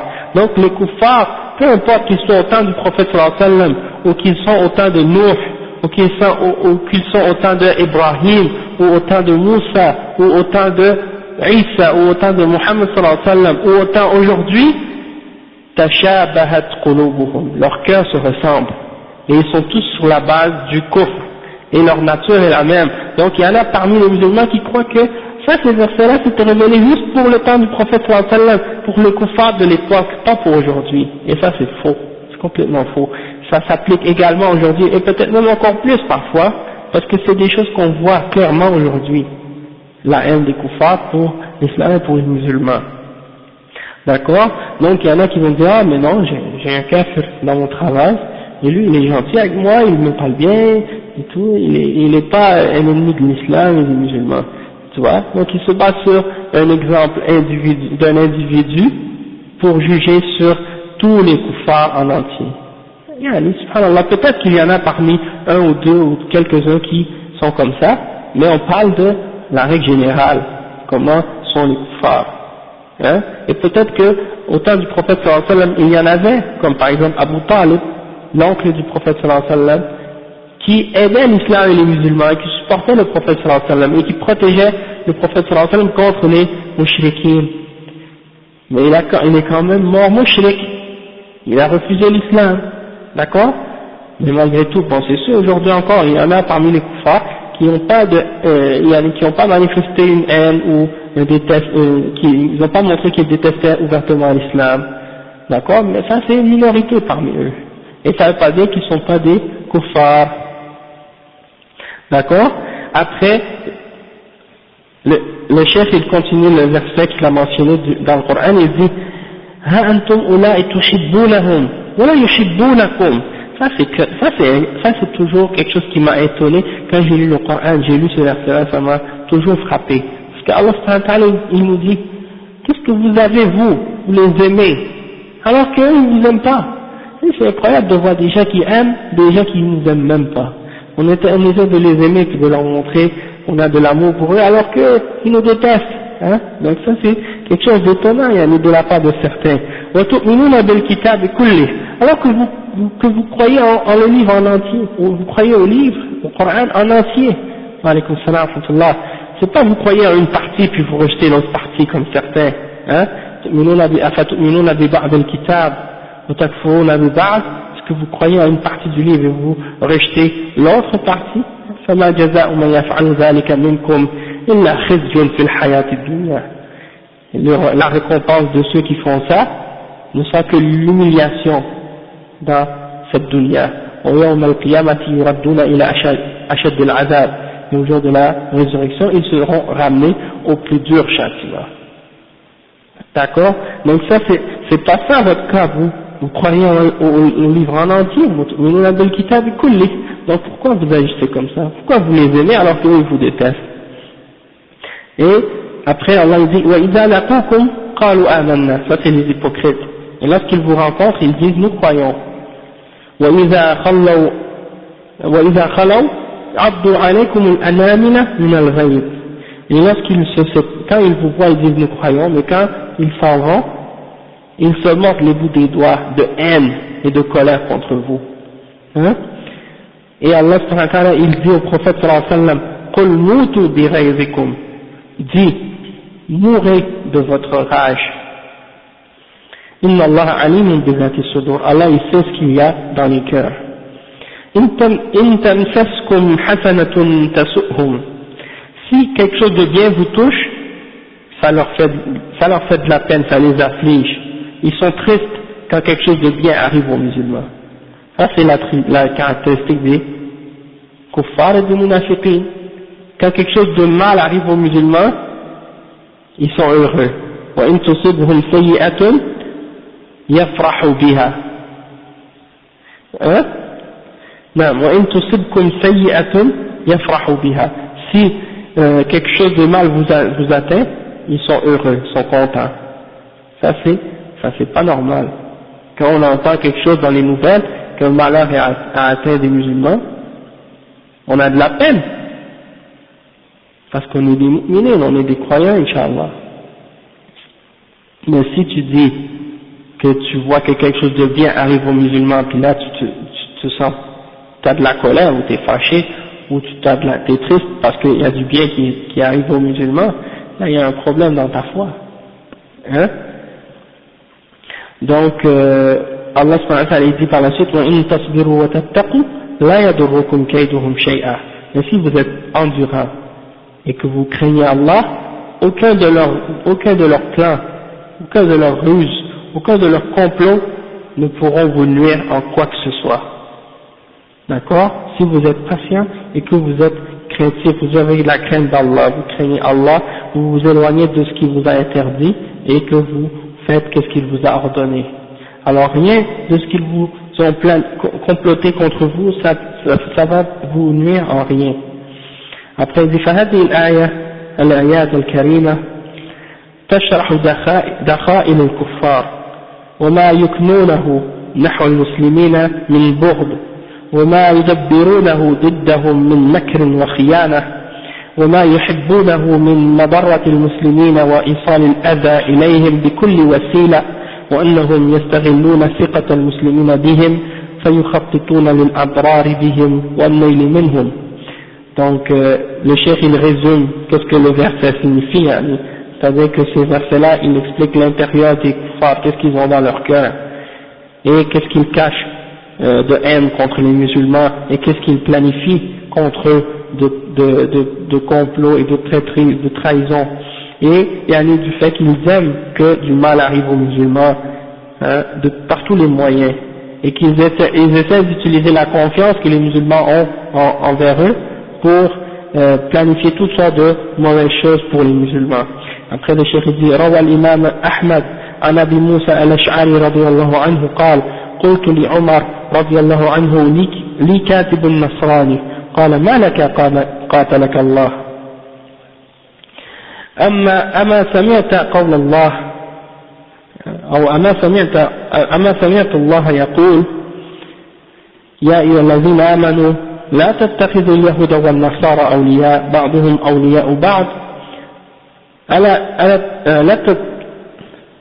ألا اتخذت حنفيا أو حنيفا ألا اتخذت حنيفا قال قلت يا أمير المؤمنين لي كتابته وله دينه قال لا أكرمهم إذ أهانهم الله ولا أعزهم إذ أذلهم الله ولا أدنيهم وقد أقصاهم الله. Ça c'est un exemple qui est rapporté par Abu Musa al-Ash'ari radiyallahu anhu, dans lequel il dit que quelqu'un a dit à Omar ibn al-Khattab, j'ai un scribe chrétien, quelqu'un qui écrit pour moi et c'est un chrétien. Alors Omar ibn al-Khattab lui a dit, pourquoi tu le prends comme un scribe? Est-ce que tu n'as pas entendu le verset dans lequel Allah subhanahu wa ta'ala dit ô vous les croyants, ne prenez pas les juifs et les chrétiens comme alliés, ils sont les alliés les uns des autres? Pourquoi tu n'as pas pris un musulman, un hanif? Alors l'autre personne a répondu, Ya Amir al-Mu'minin. Lui, moi j'ai son écriture et lui il a sa religion.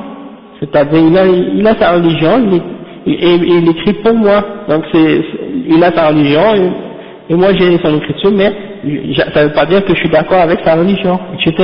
Donc il essaie d'argumenter pour dire que pourquoi tu me blâmes d'avoir pris ce scribe chrétien?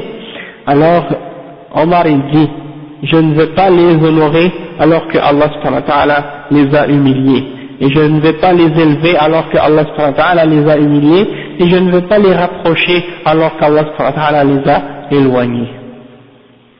وروى الإمام أحمد ومسلم أن النبي صلى الله عليه وسلم خرج إلى بدر فتبعه رجل من المشركين فلحقه عند الحرة قال إني أردت أن أتبعك وأصيب معك قال تؤمن بالله ورسوله قال لا قال ارجع فلن أستعين بمشرك. Donc ça c'est un rapport rapporté par l'imam Ahmad et Muslim, dans lequel le prophète sallallahu alayhi wa sallam dit que lorsqu'il est sorti pour Badr, un homme parmi les mushrikin l'a rejoint et il lui a dit, moi je voudrais te suivre et je voudrais participer avec toi, donc qu'est-ce que tu vas faire? Et le prophète sallallahu alayhi wa sallam a dit, est-ce que tu crois en Allah et en son messager? Et il a dit non. Alors il a dit, retourne, parce que je ne veux pas demander l'aide d'un mushrik, c'est-à-dire de quelqu'un qui commet le shirk. Le shirk dit, هذا محمول على غير حالة الضرورة قيل إنه منسوخ والله أعلم لما ثبت من استعانته صلى الله عليه وسلم ببعض الكفار بعد ذلك. Donc ça c'était comme le cheikh il dit ça c'était accepté, il dit le cheikh ça c'est accepté dans les cas de nécessité, et il dit que ce verset, ce hadith-là est mansoukh, c'est-à-dire abrogé, parce que par la suite, le prophète sallallahu alayhi wa sallam, il a accepté la participation de certains parmi les juifs et certains parmi les mouchriquines dans certains de ses combats. D'accord? Donc ça c'est un exemple qu'il a donné pour montrer que à ce moment-là, le prophète sallallahu alayhi wa sallam avait refusé de prendre l'aide d'un mouchrik. وهذه الشيخ ومن هذه النصوص يتبين لنا تحريم تولية الكفار أعمال المسلمين التي يتمكنون بواسطتها من الاطلاع على أحوال المسلمين وأسرارهم ويكيدون لهم بإلحاق الضرر بهم. Donc le chef dit, à partir de ces textes-là, on peut comprendre que c'est interdit de donner à un kafir un travail par lequel il va être capable d'avoir connaissance de l'état des musulmans et de leurs secrets. Et il va être capable de faire des complots contre les musulmans pour que du mal les atteigne. Le chef dit, ومن هذا ما وقع في هذا الزمان من استقدام الكفار إلى بلاد المسلمين بلاد الحرمين الشريفين وجعلهم أعمالا أو عمالا وسائقين ومستخدمين ومربين في البيوت وخلطهم مع العوائل أو خلطهم مع المسلمين في بلادهم. Donc le cheikh il dit, et par exemple, qu'est-ce qui est arrivé dans notre époque du fait d'avoir utilisé, par exemple, d'avoir fait venir des kuffars dans les pays musulmans, comme par exemple dans les pays comme Al-Makka ou Al-Madina et les autres pays dans les pays musulmans, et de faire venir par exemple des employés et des chauffeurs, des bonnes, des servantes, des servants et des éducatrices par exemple pour les enfants dans les maisons, et qui sont des kuffars, et de leur permettre de se mélanger avec les familles des musulmans et de se mélanger avec les musulmans. Ça c'est quelque chose qui est interdit, puis que c'est quelque chose qui est dangereux pour les musulmans, parce que lorsqu'ils rentrent et qu'ils se mélangent avec les musulmans dans leur pays, dans leur maison et tout ça, eh ben ils enseignent aux enfants toutes sortes de choses. Il y a beaucoup de familles musulmanes dans certains pays musulmans où les enfants sont éduqués par une nourrice ou une nounou comme on dit là, et puis c'est une kafira, c'est une chrétienne, une juive et elle enseigne toutes sortes de choses aux enfants, et parfois même elle peut même essayer de leur donner une da'wa pour les faire devenir chrétiens ou des choses de ce genre. Donc ça c'est dangereux. Après les chefs disent ومن مظاهر موالاة الكفار التاريخ بتاريخهم خصوصا التاريخ الذي يعبر عن طقوسهم وأعيادهم كالتاريخ الميلادي والذي هو عبارة عن ذكرى مولد المسيح عليه السلام والذي اتبعوه من أنفسهم وليس هو من دين المسيح عليه السلام.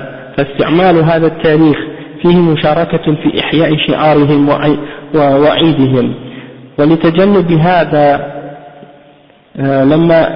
لما أراد الصحابة رضي الله عنهم وضع تاريخ للمسلمين في عهد عمر رضي الله عنه عدلوا عن تواريخ الكفار وأرخوا بهجرة الرسول صلى الله عليه وسلم مما يدل على وجود مخالفة الكفار في هذا وفي غيره مما هو من خصائصهم والله المستعان.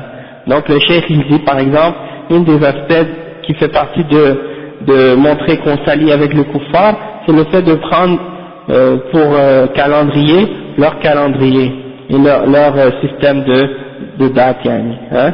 Donc le fait de prendre leur système pour déterminer les dates et les années etc., comme le calendrier grégorien que les kuffars utilisent, eh ben, dans plusieurs pays musulmans maintenant, c'est devenu le calendrier qui est accepté, qui est utilisé comme étant l'officiel. Et ça c'est quelque chose qui montre qu'on a une certaine forme de wala envers les kuffars. Et ça, c'est contraire à l'islam. Parce que eux, ils ont établi leur calendrier pour se rappeler des jours de leur fête et les choses qui ont rapport avec les pratiques de leur religion et leurs rituels, etc. Donc, par exemple, les juifs, ils ont un calendrier également, qui est différent du calendrier des chrétiens. Donc, les Chinois, ils ont un autre calendrier également. Les Vietnamiens, ils ont un calendrier. La plupart des différents peuples, ils ont tous un calendrier différent. Et même parmi les chrétiens, il y a des chrétiens qui n'ont pas le même calendrier que le calendrier grégorien. Les orthodoxes, ils n'ont pas le même calendrier que le calendrier des catholiques. Donc chacun d'entre eux, ils ont un calendrier différent. Et ils ne suivent pas les autres dans leur calendrier. Donc nous les musulmans, on doit se distinguer de ces gens-là et suivre notre calendrier, c'est-à-dire le calendrier islamique, avec les dates basées sur les choses qui ont rapport avec l'islam, comme Ramadan et Dhul Hijjah et les autres mois qu'on connaît. Hein. Et puis aussi, c'est les Sahaba qui ont établi ce calendrier-là, en se basant sur la date du Hijra, comme étant la base ou la première année. Vous dire que c'est l'an 0, c'est l'année du Hijra, du prophète sallallahu alayhi wa sallam. Contrairement aux chrétiens qui ont basé leur calendrier soi-disant sur la naissance de Isa. Notre calendrier n'est pas basé sur la naissance du prophète Mohammed sallallahu alayhi wa sallam, mais il est basé sur Al-Hijra. C'est pour montrer qu'il y a une distinction et que c'est pas basé sur ça. Notre calendrier est basé sur quelque chose d'autre, plus grand encore. D'accord?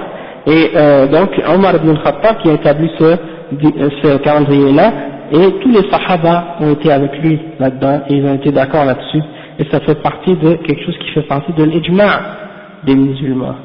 Et donc on ne peut pas rejeter ça pour suivre l'exemple des kuffars. Mais la plupart du temps, c'est durant la colonisation, les Français, les Anglais et les autres pays de l'Europe, quand ils ont envahi les pays musulmans, ils ont établi leur calendrier dans nos pays. Et quand ils sont partis, on l'a gardé, mais c'est obligatoire pour les pays musulmans de changer ça et de remettre le calendrier islamique pour qu'on soit capable de se distinguer encore plus de leur système.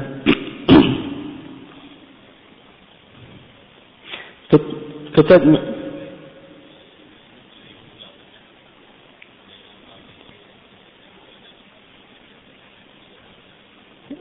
pour le Jumu'ah et tout, ouais, c'est ça, leur jour ouais, non, c'est vrai. Donc les fêtes, les week-ends, c'est pas la même chose, c'est jeudi, vendredi, ouais c'est ça, jeudi, vendredi en Algérie, c'est comme ça, puis en Arabie Saoudite aussi, je crois que c'est comme ça. Et après ça a été changé. Donc tu vois, ça c'est un exemple de suivre l'exemple des kuffars et de les prendre pour aller dans ces choses-là, ça c'est quelque chose qui est contraire à l'islam. D'accord? Mais ça c'est des choses qu'il faut qu'on sache, parce que c'est important de comprendre ça, pour qu'on puisse par la suite, à l'avenir, Inch'Allah, changer ces choses-là si Allah nous en donne la capacité. Amen. Donc le cheikh dit ومن مظاهر موالاة الكفار مشاركتهم في أعيادهم ومساعدتهم في إقامتها أو تهنئتهم بمناسبتها أو حضور إقامتها وقد فسر قوله سبحانه وتعالى والذين لا يشهدون الزور أي من صفات عباد الرحمن أنهم لا يحضرون أعياد الكفار.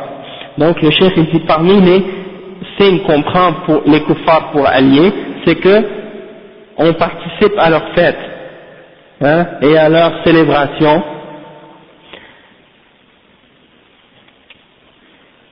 et on les aide à établir ces célébrations-là ou ces fêtes-là, et on les félicite dans l'occasion de ces fêtes, comme par exemple Noël ou des choses de ce genre. On souhaite une bonne fête ou des choses de ce genre-là, ça c'est pas permis. Donc on va s'arrêter pour le adhan, et puis Inch'Allah on continuera la semaine prochaine. قولوا قولي هذا واستغفر الله لي ولكم سبحانك اللهم وبحمدك أشهد أن لا إله إلا أنت أستغفرك وأتوب إليك.